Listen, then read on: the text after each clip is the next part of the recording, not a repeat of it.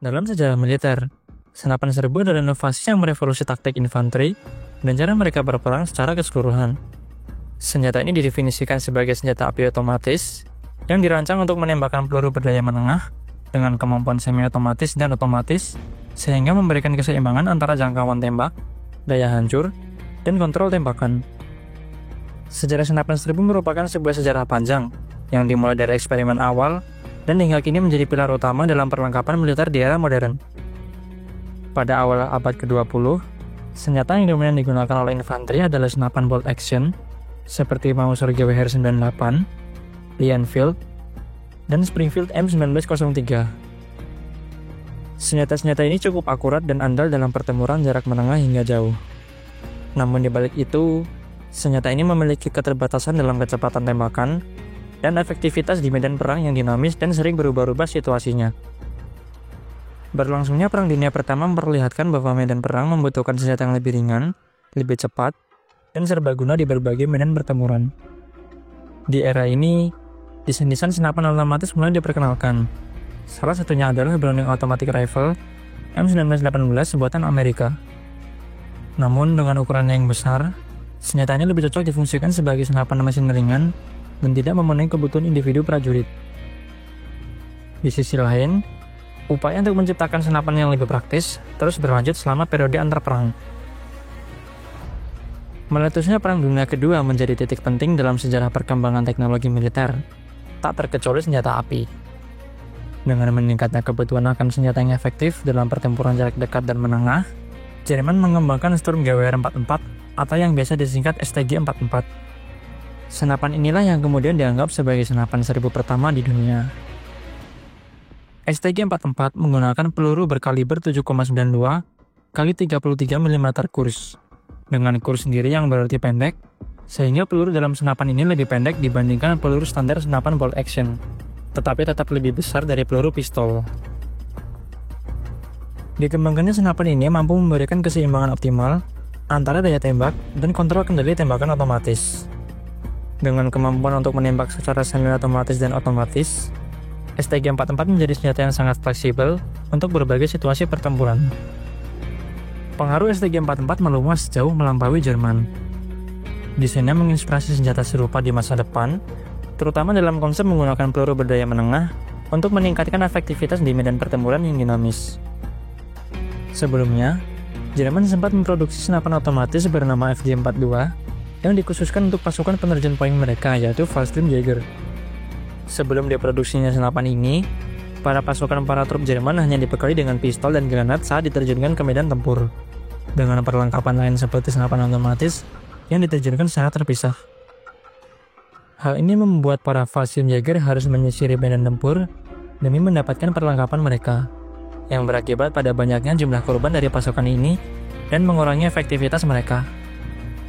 Namun, senapan FG-42 tidak dapat diklasifikasikan sebagai senapan serbu, dikarenakan ukuran kalibernya yang masih menggunakan ukuran kaliber seperti senapan bolt action, sehingga daya ledaknya lebih besar, sehingga lebih sulit dikontrol dalam mode tembakan otomatis. Setelah Perang Dunia Kedua, senapan serbu menjadi standar dalam perlengkapan infanteri modern. Salah satu senjata paling terkenal dan berpengaruh bahkan hingga saat ini adalah AK-47, yang dikembangkan oleh Mikhail Kalashnikov di Uni Soviet pada tahun 1947. AK-47 menggunakan peluru berkaliber 7,62 x 39 mm yang memberikan daya tembak tinggi dan daya tahan yang luar biasa. AK-47 mengambil inspirasi dan beberapa elemen desain dari STG-42. Tetapi kedua senapan ini dirancang untuk memenuhi kebutuhan yang sangat berbeda. AK-47 mengembangkan konsep senapan serbu lebih jauh dengan menciptakan senjata yang lebih sederhana, tahan lama, dan andal, yang akhirnya menjadikannya salah satu senapan paling ikonik dan tersebar luas di dunia. AK-47 menjadi populer bukan hanya karena kinerjanya, tetapi juga karena desainnya yang sederhana dan kemudahannya untuk diproduksi secara massal. Hal ini memungkinkan AK-47 diproduksi dalam jumlah besar dan digunakan oleh banyak negara, gerakan-gerakan kemerdekaan, hingga kelompok milisi di seluruh dunia. Keandalannya dalam berbagai kondisi ekstrim menjadikannya senapan serbu pilihan bagi banyak pihak, baik dalam konflik militer maupun perang gerilya. Sementara AK-47 mendominasi blok timur, Amerika Serikat mengembangkan senapan serbu mereka sendiri. Pada awal 1960-an, Amerika memperkenalkan M16 yang didasarkan pada desain AR-15 buatan Eugene Stoner. M16 menggunakan peluru 5,56 x 45 mm NATO yang lebih kecil dan ringan dibandingkan peluru AK-47. Ukuran kaliber yang kecil ini memungkinkan prajurit membawa lebih banyak amunisi tanpa meningkatkan beban secara signifikan. Namun, pengenalan M16 tidak berjalan mulus. Selama Perang Vietnam, senapan ini awalnya mengalami beberapa masalah tentang keandalannya di medan tempur karena kurangnya uji coba dan perubahan bahan peropelan peluru yang tidak terduga. Setelah modifikasi dan perbaikan, M16 akhirnya menjadi senjata utama infanteri Amerika dan sekutu NATO. Pada abad ke-21, senapan serbu telah berkembang dengan mengintegrasikan teknologi modern. Beberapa contoh senapan serbu modern, seperti Heckler & Koch HK416, digunakan oleh pasukan elit seperti Navy SEAL dan dikenal karena keandalan dan presisi tingginya. Ada juga senapan SCAR, yang merupakan senjata modular dengan berbagai konfigurasi yang dapat diubah, sehingga cocok untuk berbagai medan dan misi. Austria juga mengembangkan AUK, senapan bullpup yang mengurangi panjang keseluruhan senapan tanpa mengorbankan panjang laras, membuatnya lebih praktis dalam ruang sempit, seperti medan pertempuran di dalam bangunan. Senapan modern juga sering dilengkapi dengan rel pita kini, yang berfungsi untuk memasang aksesoris seperti bidikan optik, lampu taktis, dan peredam suara.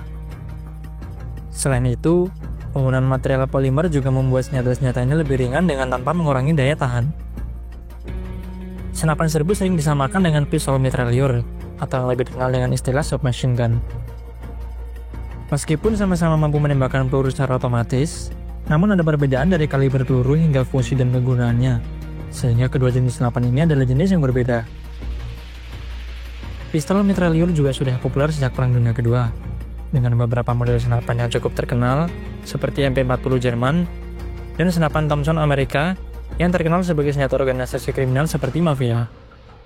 Jenis senapan ini menggunakan peluru yang sama yang digunakan oleh senjata pistol, yang memiliki kaliber lebih besar.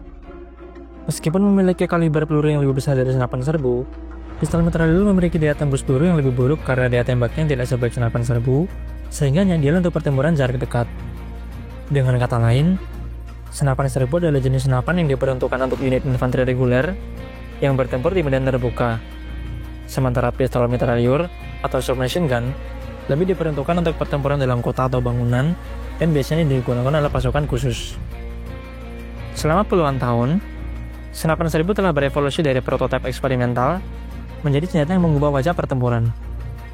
Kemajuan teknologi terus mendorong batas inovasi dalam hal persenjataan dan dunia militer, sehingga menjadikan senjata seperti senapan serbu ini sebagai elemen kunci dalam strategi militer masa depan.